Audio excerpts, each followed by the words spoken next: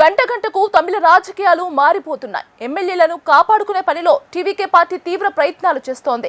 ఇప్పటికే టీవీకే పార్టీకి CPI, CPM hand ఇవ్వగా తాము కూడా మద్దతివ్వబోమని ముస్లిం లీగ్ తేల్చి చెప్పాయి. దీంతో టీవీకే పార్టీ రీస్టార్ట్ రాజకీయాలకు తెరలేపింది. మద్దతు కూడగట్టడంలో తర్జనా భర్జనా పడుతున్న విజయ్ సొంత పార్టీ ఎమ్మెల్యేలను చేజార్చుకోకుండా కాపాడుకునే పనిలో పడ్డారు. దీంతో విజయ్ ఆదేశాలతో ఒక్కసారిగా టీవీకే ఎమ్మెల్యేలు మహాబలిపురంలోని ఓ ప్రైవేట్ రిసార్ట్కు చేరుకుంటున్నారు. ఈ నేపథ్యంలో తమిళ రాజకీయాలు ఆసక్తికరంగా మారాయి.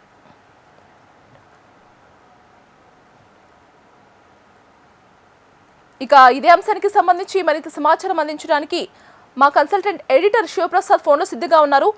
శివప్రసాద్, చెప్పండి, రాజ్యాంగ పరంగా గవర్నర్ కి ఈ నిర్ణయం తీసుకునే రైట్ ఉందా?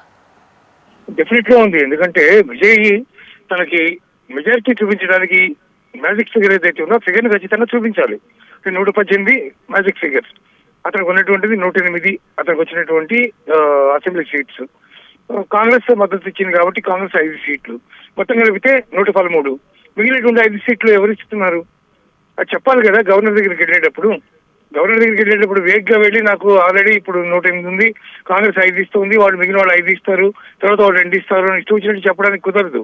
అది లిఖితపూర్వకంగా వాళ్ళ దగ్గర నుంచి వచ్చినటువంటి లేఖలతో సహా, అధికారికంగా వచ్చినటువంటి లేఖలతో సహా వాటన్నిటిని జప్తు చేసి నాకు ఇంతమంది ఎమ్మెల్యేలు నాకు ఉన్నారు కాబట్టి నాకు గవర్నమెంట్ ఫామ్ చేయడానికి నాకు అవకాశం ఇవ్వండి అని చెప్పి గవర్నర్ రిక్వెస్ట్ చేయాలి. అలా కాకుండా నాకు 113 మంది ఉన్నారు, మిగిలిన వాళ్ళు వచ్చేస్తారు రేపు మార్నింగ్ కల్లా, రేపు మార్నింగ్ ప్రమాణ స్వీకారం చేస్తాను అంటే గవర్నర్ పర్మిషన్ ఇవ్వరు. అది రాజ్యాంగ విరుద్ధం అలా ఇవ్వడం. పూర్తిగా చూసిన తర్వాతనే ఆయన పర్మిషన్ ఇవ్వాలి. కాబట్టి గవర్నర్ రాజ్యాంగబద్ధంగానే ప్రవర్తించారు. ఆయనకు అధికారం ఉంది. ఆ అధికారాన్ని అడ్డుపెట్టుకుని ఆయన తప్పు చేయలేదు. రాజ్యాంగం ప్రకారం అధికారాన్ని వినియోగించుకున్నారని చెప్పాలి. కాబట్టి విజయ్ చేసినంత తప్పిదమే. కేవలం ఊహాజనితమైనటువంటి ఉద్దేశాలతో నాకు మెజారిటీ వచ్చేస్తుంది, నేను రేపు ప్రమాణ స్వీకారం చేస్తానంటే సాధ్యం పడదు. ఈరోజు లెఫ్ట్ పార్టీస్ వామపక్షాల మీద ఆధారపడి వాళ్ళ దగ్గర నుంచి 4 సీట్స్ వస్తాయని అనుకున్నారు.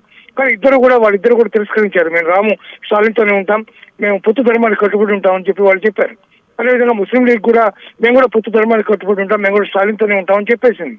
అట్లయినప్పుడు ఆస్కారం ఏముంది అతనికి? కాంగ్రెస్ 5 సీట్లు ఇస్తే మాత్రం ప్రయోజనం ఏంటి దానివల్ల? అదే మొదటి నుంచి చేస్తున్నదంతా కూడా తప్పిదమే. వాళ్ళ మీద ఆధారపడి చేయడం ఎప్పుడు కూడా కరెక్ట్ కాదు. అంటే బేసికల్లీ మనం ఇంత క్రితం కూడా దాని గురించి మాట్లాడుకున్నాం. వాళ్ళలో ఎవరు రాజీనామా చేసినా కూడా గవర్నమెంట్ పడిపోతుంది. మళ్ళీ ఇంకొకసారి ఏమైనా కాడపట్టి బతుకునాడాలి, లేదా మళ్ళీ నీ మెజార్టీని నిరూపించుకోవాలి, ఇంకొక పార్టీని నువ్వు అడిగి రిక్వెస్ట్ చేసి వాళ్ళని రమ్మనాలి. ఇవన్నీ ఇంత పెద్ద ప్రాసెస్ అంతా ఎందుకు? పెట్టుకునేది ఏదో అన్నాడీఎంకే నుంచి వస్తానన్నారు కదా, అన్నాడీఎంకే నుంచి తీసుకో. అయితే అన్నాడీఎంకే టోటల్ అన్నాడీఎంకే మొత్తం అంతా కూడా నీతో కలుస్తానన్నారు, ఆ పని చేయి. లేదా డిఎంకే ఒక స్టాలిన్తోనే ఒకటి కలిసి గవర్నమెంట్ ఫామ్ చేయపోని. ఏది కాకుండా నేను ఇంకో 5-10 మందిని తెచ్చుకుంటాను, ఆ ప్రకారం నేను చేస్తాను, అది కూడా సంఖ్య రేపటికి వస్తుంది అని చెప్తే కుదరదు. కాబట్టి ఇప్పుడు టీవీకి తానే తన యొక్క సభ్యులను రక్షించుకోవాల్సిన పరిస్థితి ఏర్పడింది. వాళ్ళు కొంతమంది అన్నాడీఎంకే దగ్గరికి వెళ్ళిపోవచ్చు, లేదా కొంతమంది డిఎంకే దగ్గరికి వెళ్ళిపోవచ్చు. రేపు పొద్దున డిఎంకే అన్నాడీఎంకే కలిసి ఒకవేళ గవర్నమెంట్ ఫామ్ చేసే అవకాశం ఉంది. ఇన్ని రకాలైనటువంటి పరిస్థితుల మధ్య తన ఎమ్మెల్యేని కాపాడుకోవడం అతనికి ప్రధానమైనటువంటి లక్ష్యంగా మారిపోయింది. కాబట్టి మహాబలిపురం దగ్గర ఉన్నటువంటి రిసార్ట్ తీసుకుని ఆ రిసార్ట్ దగ్గర వాళ్ళందరినీ కాపాడుకునే పరిస్థితి విజయ్కి దాపురించింది. అతను చేసిందంతా కూడా వ్యూహాత్మకమైనటువంటి తప్పిదం. అతను వెనక ఎవరున్నారో, ఎవరు చెప్తున్నారో, ఎవరు సలహాలు ఇస్తున్నారో తెలియదు. కానీ మొత్తానికి అతను ఇట్లాంటి తప్పు ఆలోచన చేస్తాడని ఎవరు అనుకోరు. అతని యొక్క రాజకీయ పరిణితి లేనటువంటి తనం స్పష్టంగా దీన్ని బట్టి మనకు కనిపిస్తోంది. ఈ విషయంలోనే తప్పు చేసిన వ్యక్తి లేకపోతే పరిపాలనలో ఇంకెంత బాగా చేయగలరో కూడా మనం అర్థం చేసుకునే పరిస్థితి కూడా కనిపిస్తుంది. గీతిక, శివప్రసాద్, మీరు అన్నారు రాజ్యాంగ పరిమితుల వల్ల ఈ నిర్ణయం తీసుకున్నారు గవర్నర్ అని చెప్తున్నారు. మరి ఈ నేపథ్యంలో విజయ్ తదుపరి నిర్ణయం ఎలా ఉండబోతుంది? పోరాటమా లేక రాజీనా? అంటే ఆయన పోరాటం చేయాలంటే ఎవరి మీద పోరాటం చేస్తాడు? రాజ్యాంగం మీద పోరాటం చేయడానికి వీల్లేదు. నువ్వు 118 సీట్ల సంఖ్య చూపించి అప్పుడు కూడా గవర్నర్ గారిని ఒప్పుకోకపోతే అప్పుడు నువ్వు రాజ్యాంగపరమైనటువంటి పోరాటం చేయొచ్చు. ఇప్పుడు చేయాల్సిందల్లా అన్నాడీఎంకేనో డిఎంకేనో ఎవరో ఒకరు బతుకులాడుకోవాలి. మీరు మాకు మద్దతు ఇవ్వండి, మేము గవర్నమెంట్ ఫామ్ చేస్తామని చెప్పాలి. ఆల్రెడీ ఇవాళ ఉదయం జరిగినటువంటి డెవలప్మెంట్స్ లో అన్నాడీఎంకే నుంచి కొంతమంది వచ్చి జాయిన్ అవుతా ఉన్నారు, వీళ్ళు టీవీకేలో జాయిన్ అవుతా ఉన్నారు. మొత్తం కలిపేస్తాం 2/3 మెజార్టీ 32 మంది వచ్చి జాయిన్ అవుతామని చెప్పారు వాళ్ళు. కానీ దాన్ని నేను తిరస్కరించావు. అప్పుడు కనుక దాన్ని తీసుకుని ఉంటే నీకు కాంగ్రెస్ తో పని లేదు, వామపక్షాలతో పని లేదు, ముస్లిం లీగ్ తో పని లేదు. ఓ సింగిల్ లార్జెస్ట్ పార్టీ, దీని తర్వాత ఉన్నటువంటి సింగిల్ లార్జెస్ట్ పార్టీ అదే అవుతుంది. కాబట్టి ఆ 32 మంది నీ దగ్గరికి వస్తారు, ఆటోమేటిక్గా నువ్వే గవర్నమెంట్ ఫామ్ చేస్తావు. కాబట్టి ఎవరో ఒకరిని పెద్ద పార్టీని అడిగి వాళ్ళ దగ్గర నుంచి మద్దతు తీసుకోవాలి. అంతకు మించి మార్గాంతరం లేదు. లేదా ఆయన అనుకున్న ప్రకారం లెఫ్ట్ పార్టీ ఇద్దరిని కన్విన్స్ చేయాలి, 4 సీట్లకి ముస్లిం లీగ్ని కన్విన్స్ చేయాలి. ఇవన్నీ చేస్తే అప్పుడు మళ్ళీ వాళ్ళకి సపోర్ట్ ఇచ్చే అవకాశం ఉంది. వాళ్ళు తేల్చి చెప్పేశారు కాబట్టి ఇప్పుడు అవకాశం లేదు. అందువల్ల ఖచ్చితంగా అన్నాడీఎంకే సపోర్ట్ కోసం అతను ప్రయత్నం చేయాల్సినటువంటి అవసరం ఉంది. అలా చేయకపోతే ఆయనకి పరిస్థితి అనుకూలించే పద్ధతిగా మాత్రం కనిపించట్లేదని చెప్పొచ్చు గీతిక. అలాగే ఈ అంశానికి సంబంధించి విజయ్ కోర్టుని ఆశ్రయించే అవసరం ఉంటుందంటారా? లేదు, ఇది కోర్టును ఆశ్రయించిన ప్రయోజనం లేదు. అది రాజ్యాంగబద్ధమైనటువంటి పదవి గవర్నర్ పోస్టు. గవర్నర్ ఏమీ అక్రమం చేయలేదు, అన్యాయము చేయలేదు. నువ్వు 118 మంది యొక్క పేర్లు, వాళ్ళ యొక్క పార్టీలు, వాడు ఇస్తున్నటువంటి మద్దతు ఇస్తున్నటువంటి అఫీషియల్ లేఖలు అవన్నీ అక్కడ నువ్వు ప్రజెంట్ చేయి. తప్పకుండా ఆయన అవకాశం ఇస్తారు. అలా లేకుండా ఊహాజనితంగా కాంగ్రెస్ మాత్రం సపోర్ట్ ఇచ్చింది, 5 వచ్చారు, మిగిలిన వాళ్ళు పొద్దున్న లోపల ఫైనలైజ్ అవుతుందంటే అలా కుదరదు. అవన్నీ చేసుకుంటా అప్పుడు నేను నీకు ఇస్తానని చెప్పి అని చెప్పారు. అందులో కరెక్టే.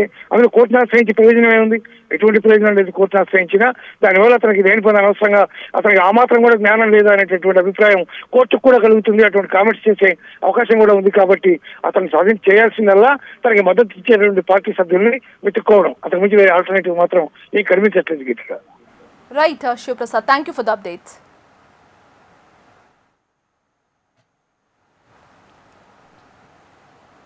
గంటకు తమిళ రాజకీయాలు మారిపోతున్నాయి. ఎమ్మెల్యేలను కాపాడుకునే పనిలో టీవీకే పార్టీ తీవ్ర ప్రయత్నాలు చేస్తోంది. ఇప్పటికే టీవీకే పార్టీకి సిపిఐ, సిపిఎం హ్యాండ్ ఇవ్వగా తాము కూడా మద్దతు ఇవ్వబోమని ముస్లిం లీగ్ తేల్చి చెప్పాయి. దీంతో టీవీకే పార్టీ రీసార్ట్ రాజకీయాలకు తెరలేపింది. మద్దతు కూడగట్టడంలో తర్జనా భర్జనా పడుతున్న విజయ్ సొంత పార్టీ ఎమ్మెల్యేలను చేజార్చుకోకుండా కాపాడుకునే పనిలో పడ్డారు.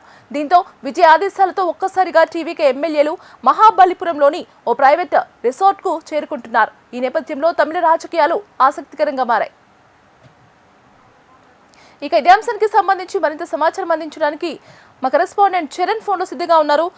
చరణ్, చెప్పండి, మెజారిటీ నిరూపించినా కూడా గవర్నర్ నిరాకరించడాన్ని సరైందంటారా?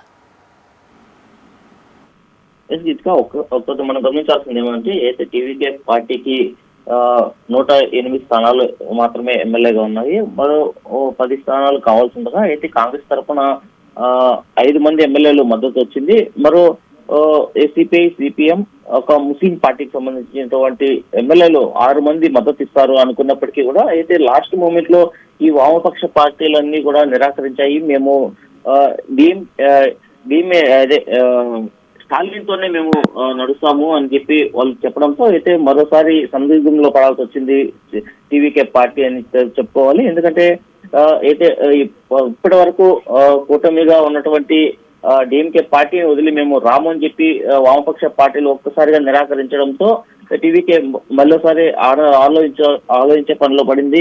ఎవరి నుంచి మద్దతు తీసుకోవాలా అన్న దానిపైన కూడా ఇప్పటికే టీవీకే పార్టీలో ఉన్నటువంటి సీనియర్ నాయకులందరూ కూడా సందిగ్ధంలో పడినారు.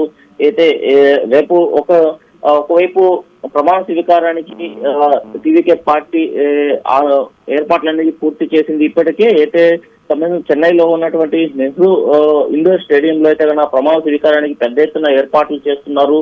మరోవైపు గవర్నర్ ని కలిసినటువంటి విజయ్ తమకు బల ప్రదర్శన చేసుకోవడానికి 14 రోజులు గడువు అడగడం, మరోవైపు 14 రోజులు గడువు అడగడంతో గవర్నర్ కూడా ఆలోచన చేస్తున్నారు. అతనికి ప్రమాణ స్వీకారానికి అనుమతి ఇవ్వాలా లేదా అన్న దానిపైన కూడా న్యాయ నిపుణులతో సంప్రదింపులు అయితే చేస్తున్నట్టు తెలుస్తుంది. మరోవైపు గవర్నర్ ని కలిసినటువంటి విజయ్ కేబినెట్ కి సంబంధించినటువంటి 20 మంది మంత్రుల పేర్లు కూడా గవర్నర్ దగ్గరికి చూపించినట్లు తెలుస్తుంది. గవర్నర్ కూడా ఒకటే చెప్పినట్లు తెలుస్తుంది. ఎందుకంటే తమకు పూర్తి స్థాయి మద్దతు ఉన్నటువంటి 118 మంది ఎమ్మెల్యేలు పేర్లను జాబితాను ఇవ్వాలని చెప్పి గవర్నర్ సూచించినట్లు తెలుస్తుంది. దీంతో ఏ పార్టీ నుంచి మనకు సపోర్ట్ వస్తుందా అనే దానిపైన టీవీకే పార్టీ ఆలోచించడంలో పడింది. మరోవైపు టీవీకే పార్టీలో గెలిచినటువంటి ఎమ్మెల్యేలందరూ కూడా 108 మంది ఎమ్మెల్యేలను కాపాడుకునే పనిలో ఉన్నారు. ఎందుకంటే అయితే ప్రమాణ స్వీకారం పోస్ట్ పోన్ అవ్వడం, మరోవైపు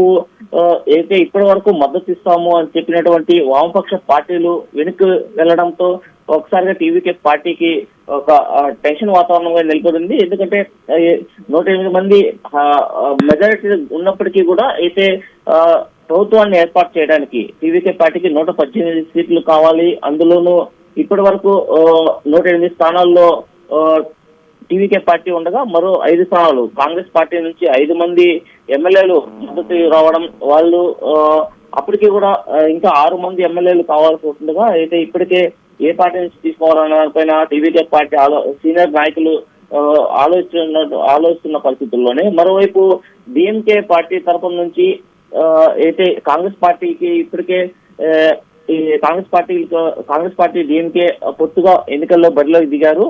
అయితే ఒక్కసారిగా కాంగ్రెస్ పార్టీ టీవీకే పార్టీకి మద్దతు ఇస్తూ చేయడాన్ని కాంగ్రెస్ పార్టీ ఒక వెన్నుపోటు చర్యగా తీసుకొని అయితే తమిళనాడు రాష్ట్రంలో ఉన్నటువంటి కాంగ్రెస్ పార్టీకి అంటే గత 5 సంవత్సరాలు కాంగ్రెస్ డిఎంకే పార్టీలు కలిసి పనిచేశాయి.